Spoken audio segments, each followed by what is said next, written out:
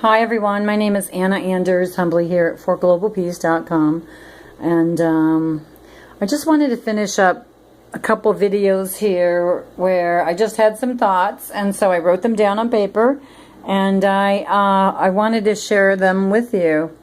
And so it's kind of like part 2 of the video I did earlier today. Kind of went off on a rant on that one, but it is what it is, and I can't change any of that, and I just got to let it be what it is. So, but basically my next thought was, I basically wrote down the old archaic secret establishments knew what they were going to do and set up to do, and they did just that. And so here we are all today, sitting, standing, living, breathing beings in our modern day warfare ways still. And we're begging for more, more government, more military protection. When they plan all these false flag events, and then they turn around and they sabotage peaceful protesters, and it works against us. It works against us, the United States, because we end up begging for more government and military protection. So it's an old globalist game, and they're winning at it. They are winning at it. And my question is, when will enough be enough? Or haven't we just had enough already? I mean, of their false flag staged events, their boogeymen, their fabrications, and their threats. I mean, this is what's going on. This is what's going on in Arizona right now. My friend Janelle Johnson, she posted a post about, what was it? I don't remember what number it was. But anyways, what they're talking about doing is, if people riot or people plan a protest, they're talking about taking away people's homes in Arizona.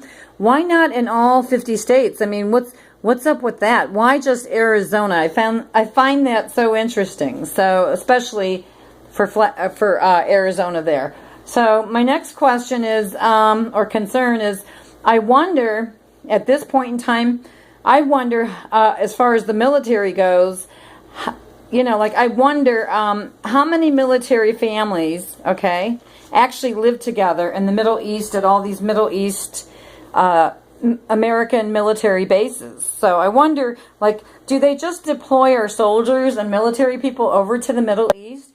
Because I know I come from a military family, So when my sister Jackie, her husband, he was a sergeant in the Marines. When he was deployed to Hawaii, if you will, she got to relocate to Hawaii, and they lived there on base and stuff. So my question is, with all these bases in the Middle East, are these military people, are their family members allowed to go with them to the Middle East? Or is this just an individual soldier base or bases, because we have multiple bases in that Middle East right now?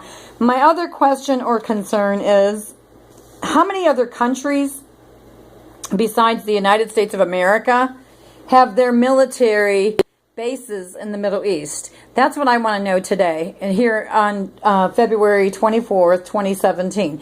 How many other countries besides the United States of America have their military might, their bases established there in the Middle East? Is it just the United States of America?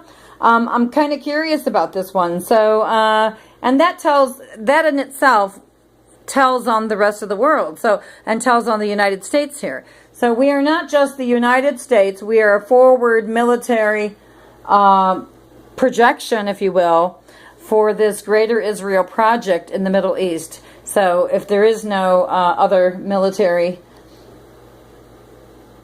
agendas there from other countries, that's what I want to say. So that was another thought I had. And let me see what else I wrote down.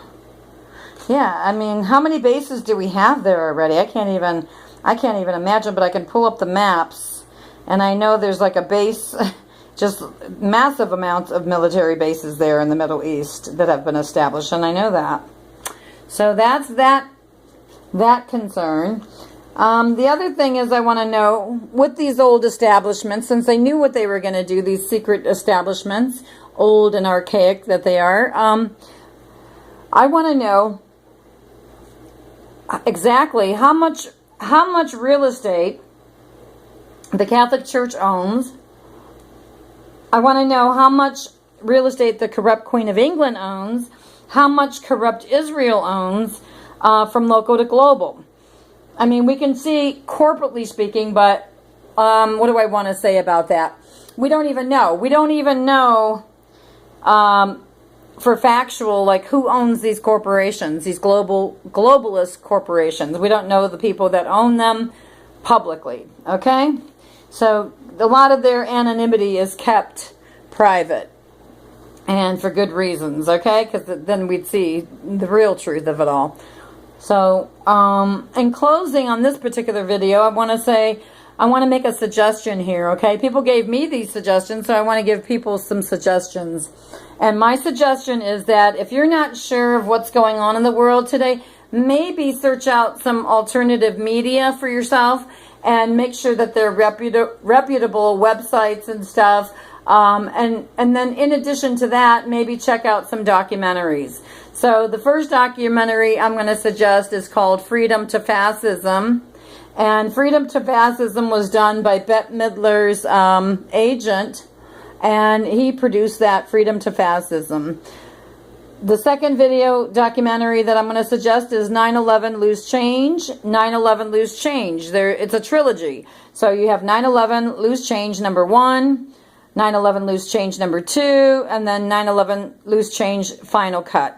And Carrie and I, my life partner and I, are in that Final Cut trilogy documentary of 9/11. We didn't go to New York City to say, hey, let's be in this documentary. We didn't know anything about it. It was just a fluky thing where they were filming as people were marching down there at Ground Zero. And so Carrie and I happened to be there in the march.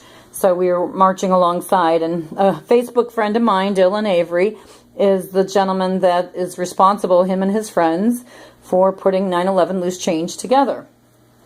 So the third documentary that I would suggest, you can go to YouTube and get. It is called From JFK to 9/11, A Rich Man's Trick. JFK to 9/11, A Rich Man's Trick. And watch that documentary and see what you think about that one. Another person to Google or YouTube, her name is Vanda Shiva. Vanda Shiva. Go to Vanda Shiva's videos on YouTube and watch them.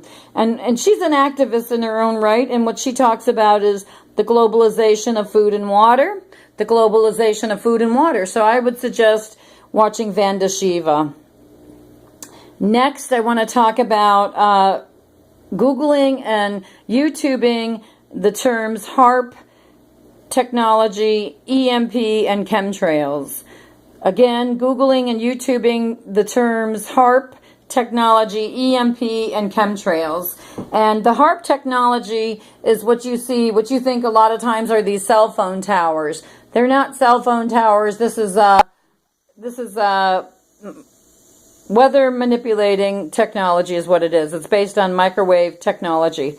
So, and it heats up the ionosphere. So what I would suggest is there's a documentary, it's called Angels Don't Play This HAARP, and I believe it was a doctor from Alaska there did the documentary called Angels Don't Play This HAARP. So you can also YouTube that documentary and learn about the HAARP technology or the HAARP project or projection that's happening across the United States. So they can create disasters, storms, in a heartbeat.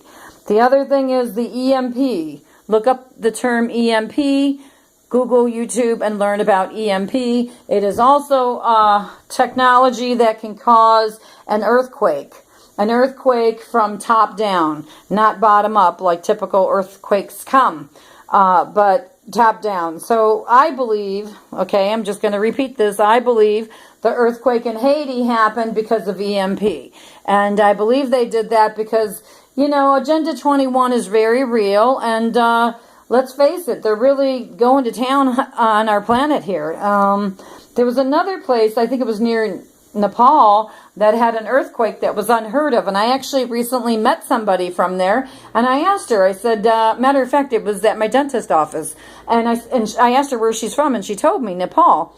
And I said, I knew you were going to say that. So then I asked her about the earthquake. I said, now, was that normal? Is that typical for that area? And she said, no. And then I suggested to her, I said, learn about EMP, HAARP technology, and chemtrails.